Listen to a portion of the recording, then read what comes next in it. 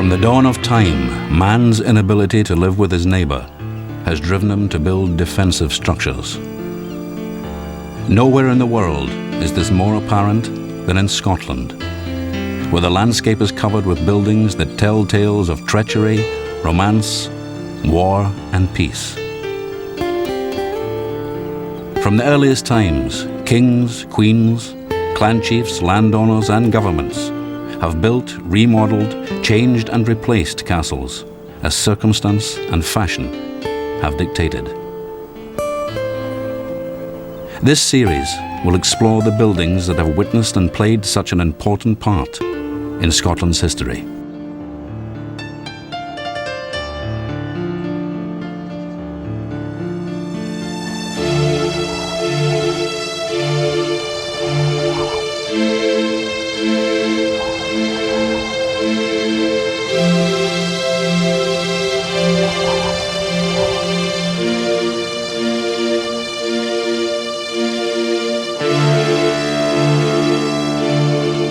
Caerlaverock Castle stands guard over the Solway Firth, close to the border with England, and for 400 years was the centre of conflict.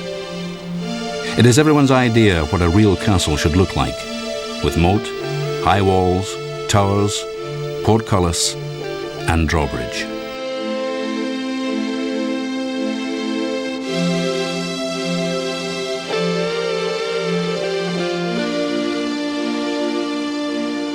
It was destroyed in the 17th century by the Covenanters.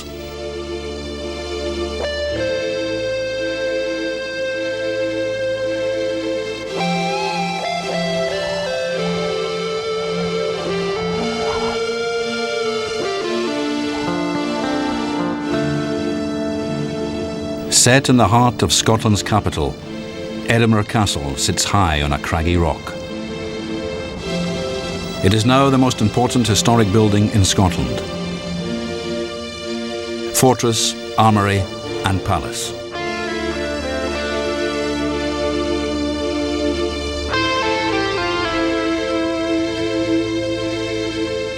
It is the repository of the Scottish Crown Jewels and the Scottish National War Memorial.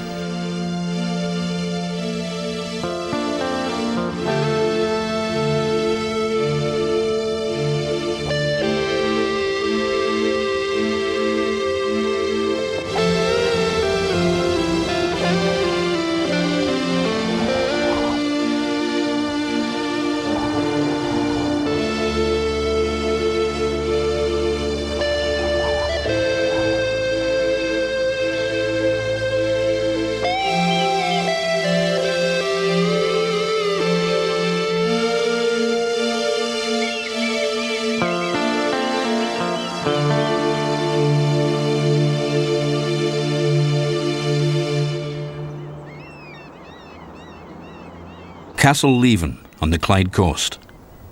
It is hard to believe that such a pleasant home once had an unsavoury owner.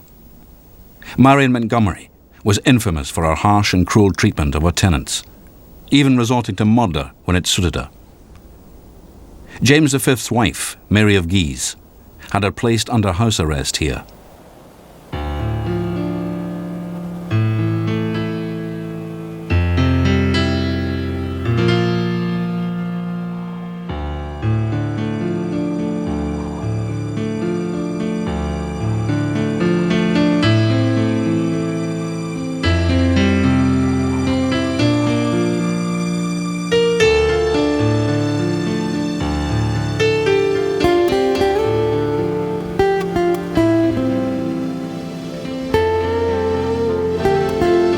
Leven Castle, made famous by Shakespeare in Macbeth, and now better known as the childhood home of Her Majesty the Queen Mother.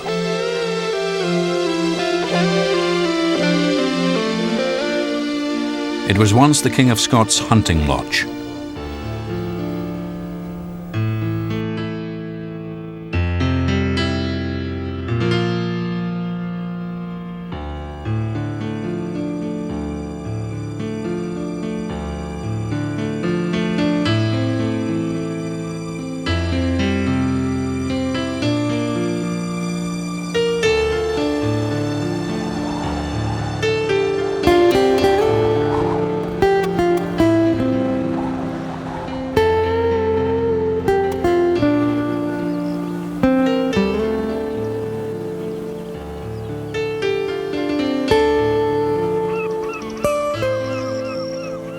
These barracks at Leven were built to quell Jacobite uprisings.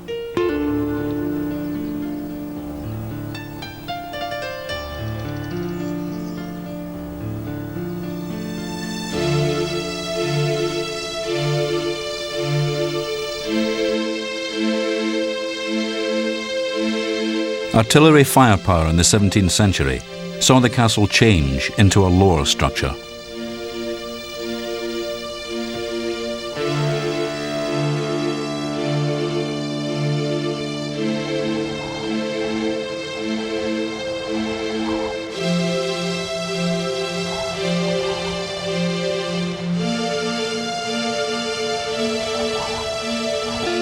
Fort George, near Inverness, is one of the most outstanding artillery fortifications in the world. Built by a frightened Hanoverian government soon after the Jacobite uprising of 1745, it was intended as an impregnable fortress for German Geordie's army.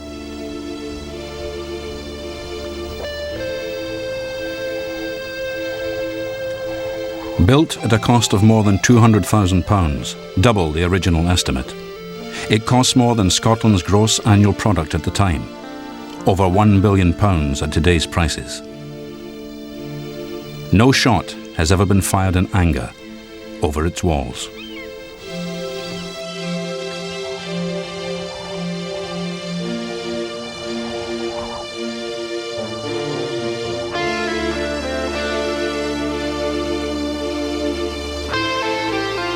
Leven Castle on the Ayrshire coast.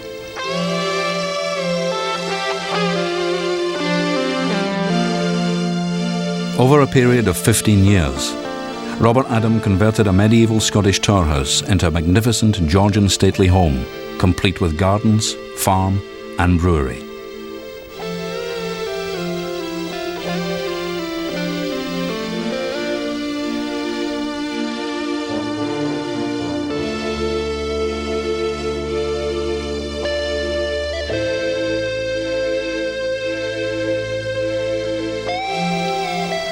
Adam's final masterpiece sits romantically on a cliff top, overlooking the Firth of Clyde.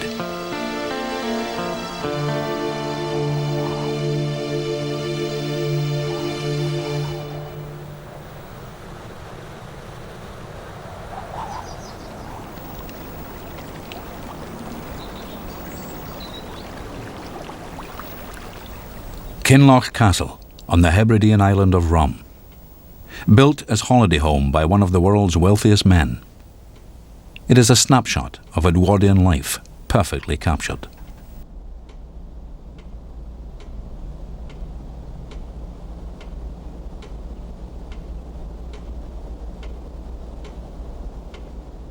It remains untouched, just as the family left it in the 1920s.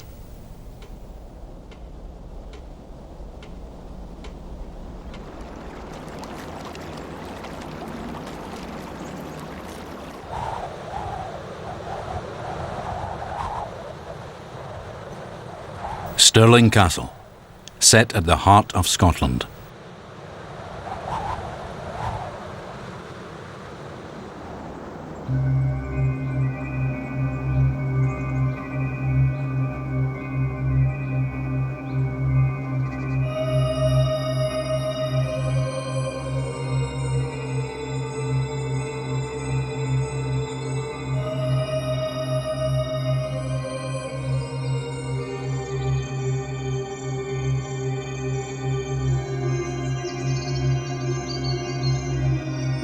Standing guard over the principal east-west and north-south routes across the country gave Stirling its unique strategic importance. On a good day, you can see 4 battle sites from the castle walls.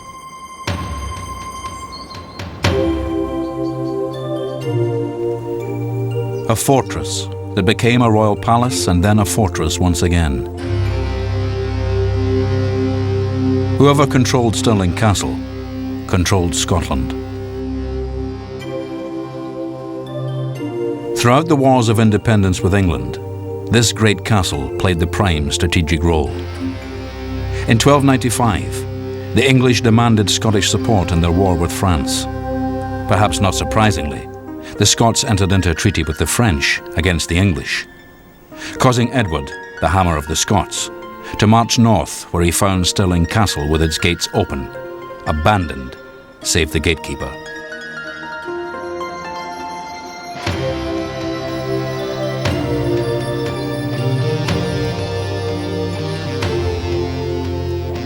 William Wallace, Guardian of Scotland, drew up his troops on the Abbey Craig, the hill where his monument now stands.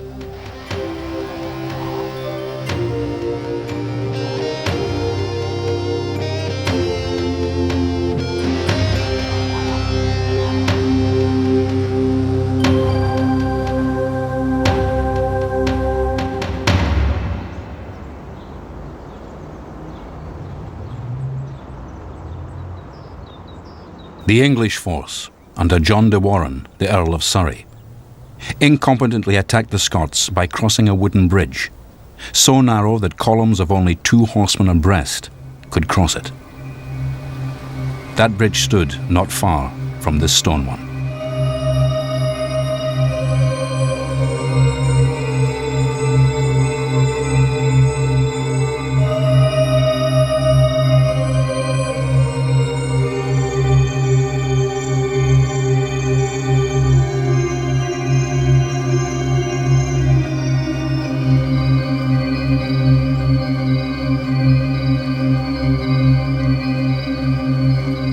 The English army was soon cut down, but 3 of the commanders fought their way back to the castle, but were soon starved into surrender.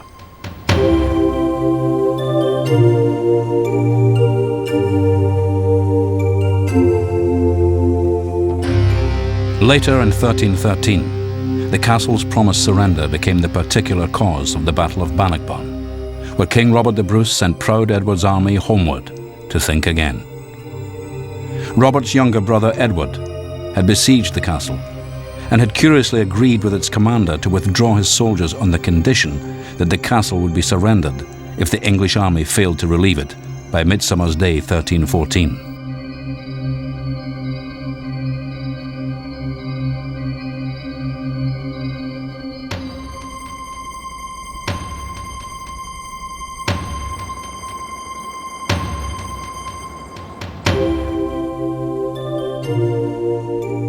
The battle was a decisive victory for Bruce, who then gave orders to destroy the defences of Stirling Castle so that it could not be used against him again. Today, the castle shows a continuity of military architecture over many centuries, since its first stone walls were built so long ago. The outer defences were built by Queen Anne in the early 18th century and were designed for defence against rifle and artillery fire. Entrance is across a drawbridge over a ditch running the entire length of a battlemented wall.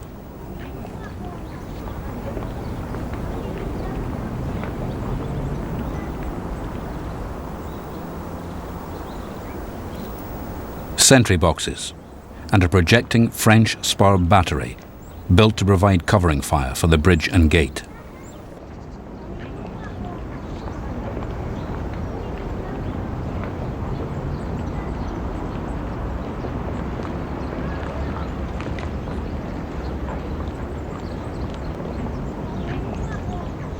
The castle esplanade became a parade ground on what was once the killing ground between fortress and town.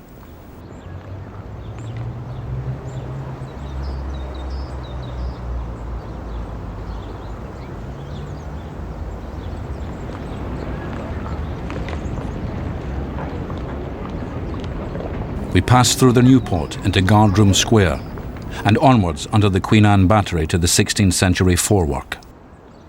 Until the 17th century, the towers were a story higher, the roofs were from a fairy tale castle, and there were 4 of them at that. Cromwell's General Monk had them cut down in 1651. The foundations of the 2 demolished towers can still be seen.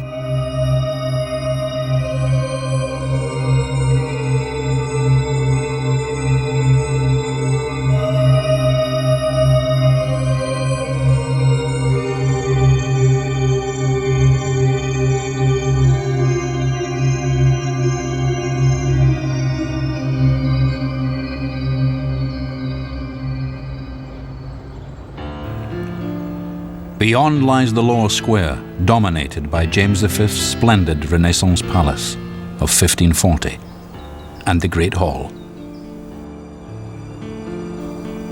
These two buildings are the finest of their period in Scotland.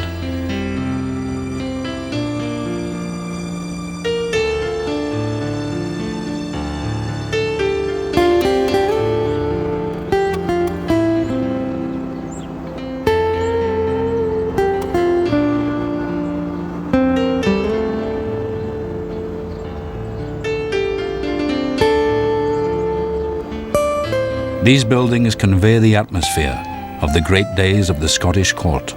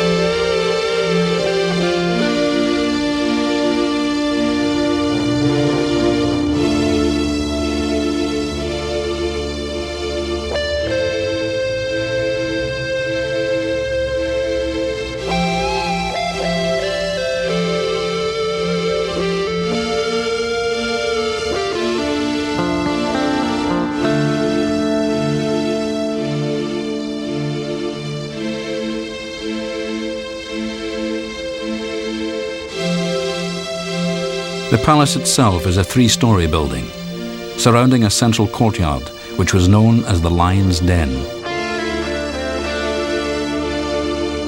The orderly and symmetrical facades are typical of the period and are lavishly adorned with carvings, niche and statues. Even the king himself is here, in Highland dress, a reference to his habit of roaming the kingdom in disguise as the good man Ballingeich. His French queen, Mary of Guise, is thought to have brought over the French masons whose handiwork we see.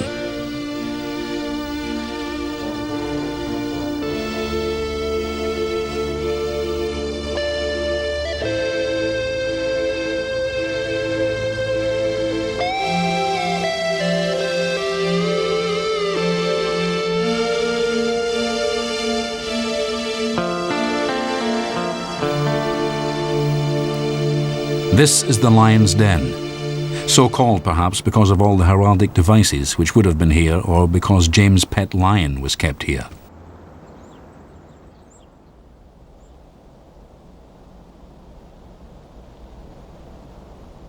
Some idea of the former grandeur of the royal apartments can be gleaned from the size of the remaining fireplaces.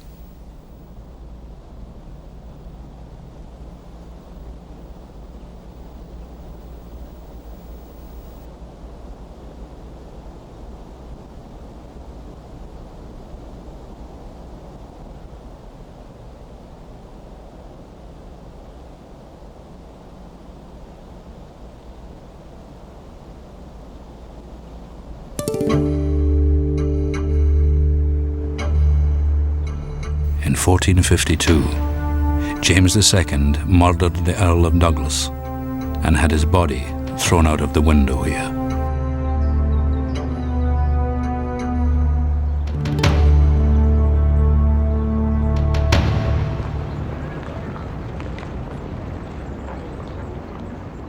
Across the courtyard is the Chapel Royal.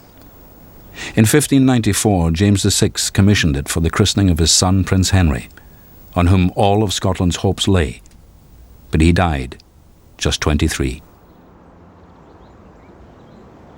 The king had to pay the masons a hefty bonus to ensure the building was completed in time, suggesting that some things never change.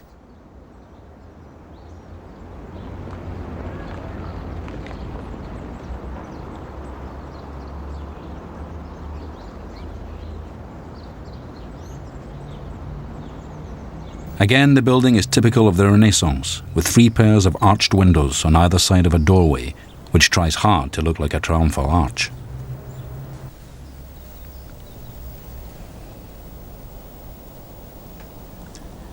After the union of the crowns, the chapel was converted to barracks accommodation and much debased. It wasn't until the 1930s, when inserted floors and walls were removed, that these fragments of paintings by Valentin Jenkin were exposed.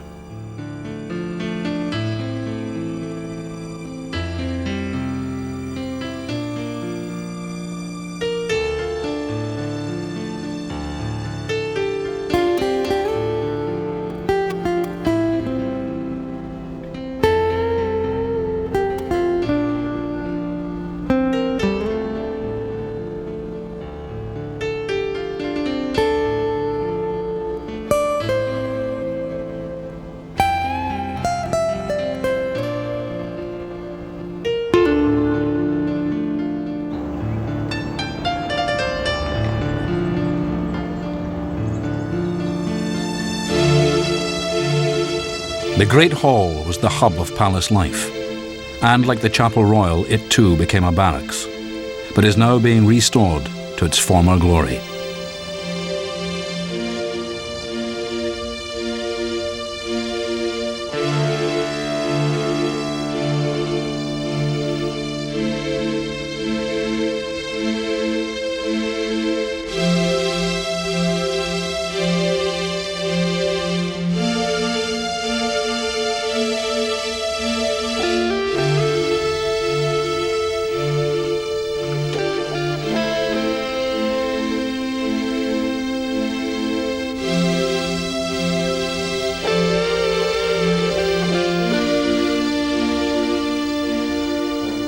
A great hammer beam roof, like this one at Edinburgh, is being rebuilt.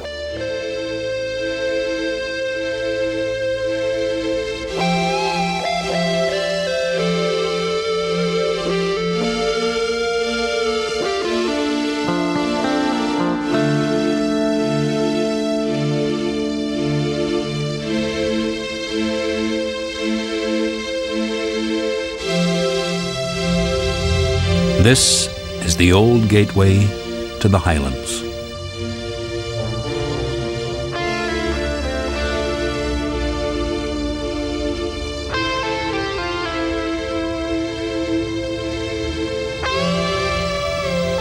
Stirling remains one of the finest of Scotland's castles.